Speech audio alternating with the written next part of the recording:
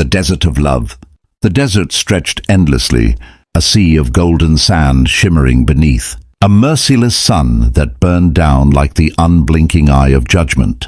He was called many things in the towns that whispered about him, but he carried the name Cole Weston like a brand, etched into him by the dust, the guns, and the betrayals of the past. Cole had once been a man of promise, a ranch hand with laughter in his voice, and a family that trusted his strength. But the years had taken more from him than he could ever tally. Now his horse trudged weakly, each step stirring up small swirls of grit, and Cole's lips cracked as he muttered half prayers, half curses to a sky that never answered. He was a cowboy, yes, but in this desert, stripped of cattle, stripped of companions, stripped of purpose. He was only a man searching, though for what he could not yet name. Cole's thoughts drifted between the haze of heat and the memories of nights he wished he could erase. A woman's voice haunted him, sweet and trembling, calling his name under the stars of a different desert far from here. He had loved her once, and maybe he still did, though love had become a word with barbed edges. That love had cost him everything, his freedom, his home, and perhaps his soul. They said he had betrayed her family, but the truth was tangled in lies and pride.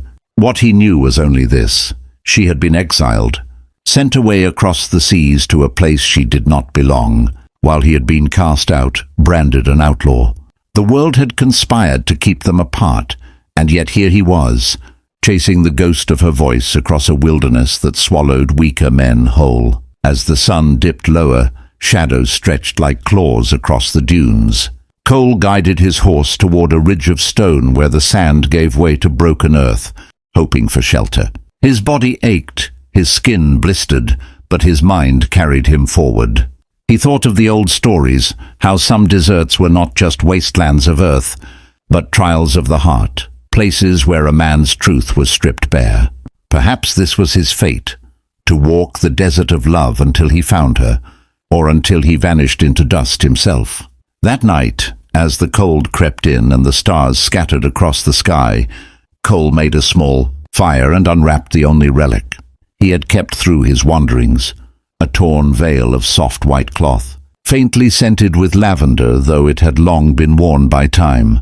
It was hers, Ilara, the bride who had been exiled from her people, condemned for loving a man her kin deemed unworthy. Holding the veil, Cole felt his heart twist between sorrow and fury.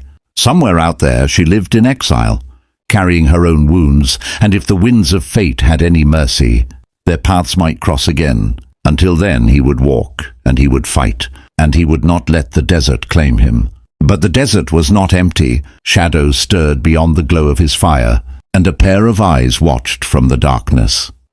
The exiled bride. The night was thick with the sound of chains rattling and the muffled sobs of weary souls as the caravan creaked across the desert. Lanterns swayed on iron hooks, throwing jagged shadows on the sands, and among the prisoners sat Ilara, her face hidden beneath a veil, torn at the edges but still clinging to the dignity of a bride cast out too soon. The years had not been kind. Once she had walked beneath silk canopies, her name whispered in admiration, her beauty said to rival the dawn. Now she was bartered, sold, carried from one captor to another like a jewel locked away from the sun. Yet her spirit, though bruised, had not broken. Beneath her veil her eyes still burned with quiet defiance, and in the hollow of her chest she kept one name alive: Cole. They had called him an outlaw, a fool, a man who could never deserve her. But he had been the only one who saw her not as a prize, but as a woman of flesh and will. She had lost him to exile, to lies, to the cruel verdict of her kin, yet every step of her banishment carried the rhythm of his voice like an echo. The caravan stopped at a dry ravine, torches thrust into the earth, guards muttering as they prepared for sleep. Ilara's wrists ached beneath the leather ties, but she lifted her head, sensing something in the air. It was not hope, for hope was a fragile thing she no longer dared to trust, but something wilder, more dangerous, like the pulse of fate returning to claim its due. She looked toward the ridges of stone that loomed against the starlit horizon, and for a fleeting moment She thought she saw movement there, a silhouette.